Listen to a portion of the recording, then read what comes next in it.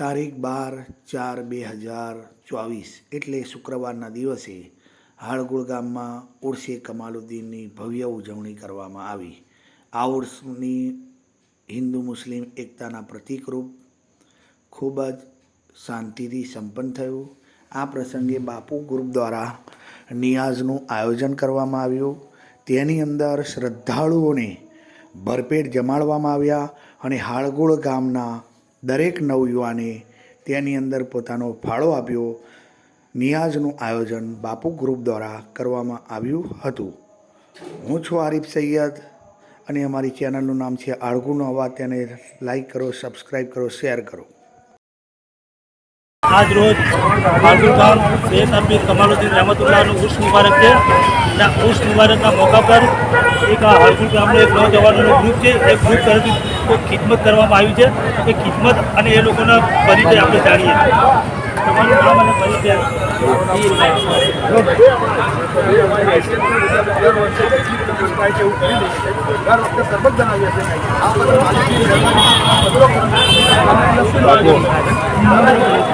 हमारी आ खिदमत ने हमारो मालिक ने हमारा सदा कबूल करे एवी हमारी दिली ख्वाहिश है. हमारा ग्रुप ની અંદર हमारा आम જોવા જાય हमारा घर घरना જ છે. બધા કુટુંબીજનો છે.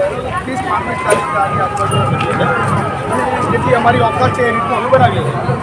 આ અમારા ભાઈ છે, આ અમારા મોટા ભાઈ છે, આ અમારા વડીલ છે. એ કહે છે એવું અમે કરીએ છીએ.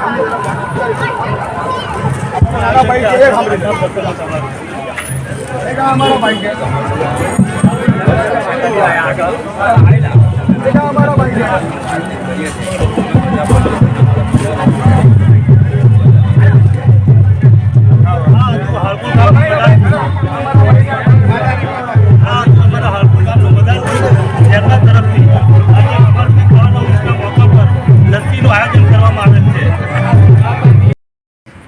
सैयद कमालुद्दीन रहमतुल्लाह अलैह के उर्स के मौके पर जो ईद के दूसरे दिन मनाया जाता है, हाळगुळ गांव के बापू ग्रुप की तरफ से दूसरी बार सैयद कमालुद्दीन रहमतुल्लाह अलैह की नियाज़ का एहतमाम किया गया है.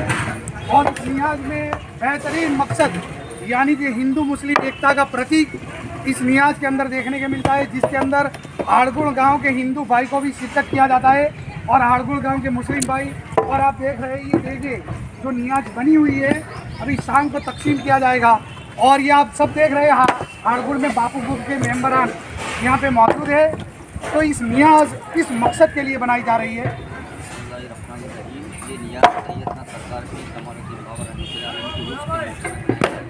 और ये नियाज़ बापू ग्रुप की जानिब से है, लेकिन पूरे गाँव की साथ सरकार के नौजवान सपोर्ट से और उनकी मेहनत से हम ये नियाज़ कर रहे हैं. लगातार 2 साल से हम बना रहे हैं और कम से कम हम यहाँ से 125 से देगे बना रहे हैं दाल पुलाव की और सबको तकसीम करे खिला रहे हैं. सरकार सैयद अमीर कमालुद्दीन बाबा के नाम से नियाज़ बना रहे हैं और ये एक और मकसद है कि हिंदू मुस्लिम एकता के प्रतीक से ये नियाज़ बनाई जा रही है और उनके उर्स के नाम से नज़्म नियाज़ बनाई जा रही है.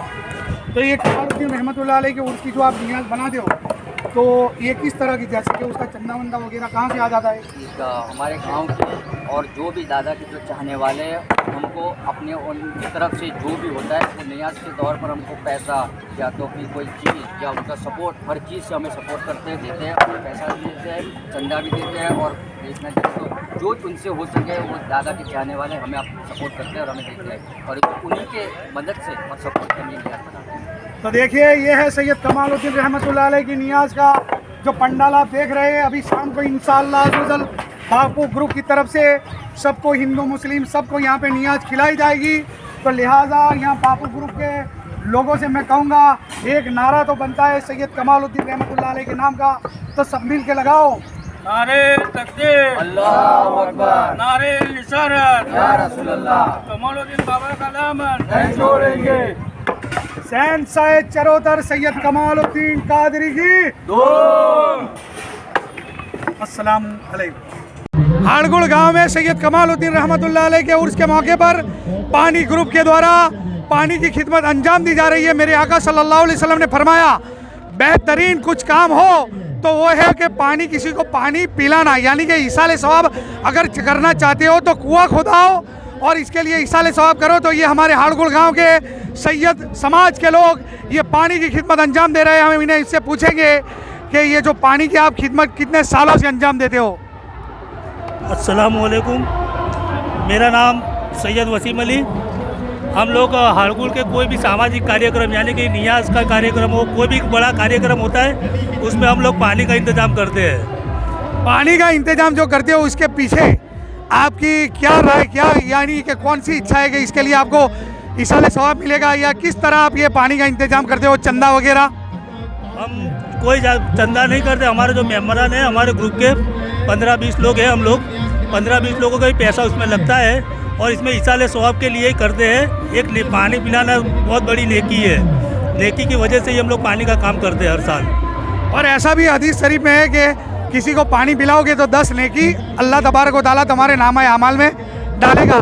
तो इस ग्रुप के द्वारा आप क्या संदेश देना चाहते हो उर्स के मौके पर? इस ग्रुप के द्वारा हम लोग पूरे देश को, पूरे हाड़गुड़ गांव को एक ही संदेश देना चाहते हैं कि भाई प्यार मोहब्बत से रहो, एक साथ रहो, एकता बनाए रखो और ऐसे कार्यक्रमों में हम लोगों का सपोर्ट करो और साथ सरकार दो हम लोगों को। इस तरह हाड़गुड़ गांव में हर नौजवान अपनी अपनी खिदमत अंजाम देते हुए सैयद कमालुद्दीन रहमतुल्लाह अलैह के उर्स को मनाता है।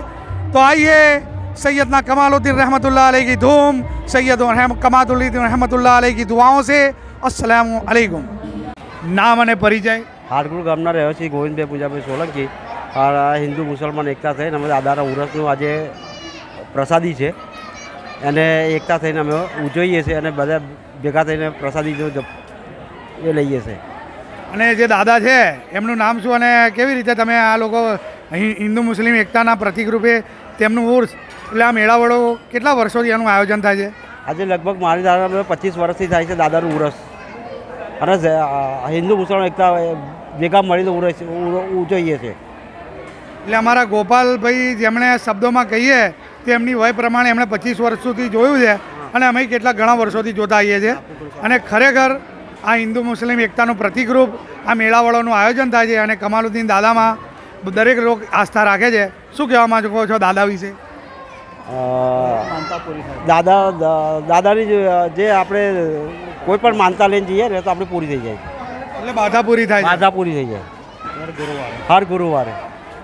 આ હતા અમારા ગોપાલભાઈ અને ખરેખર હિન્દુ મુસ્લિમ એકતાના પ્રતિકરૂપ આ મેળાવડોનું આયોજન થાય છે, જેના અંદર હાડગુડ ગામના જ દરબાર ભાઈઓ અને મુસ્લિમ ભાઈઓ એ બંને લોકોની જમણવારી હોય છે અને દરેક હિન્દુ સમાજના લોકો અને દરેક મુસ્લિમ સમાજના લોકો, પણ ખાલી હાડગુડના જ.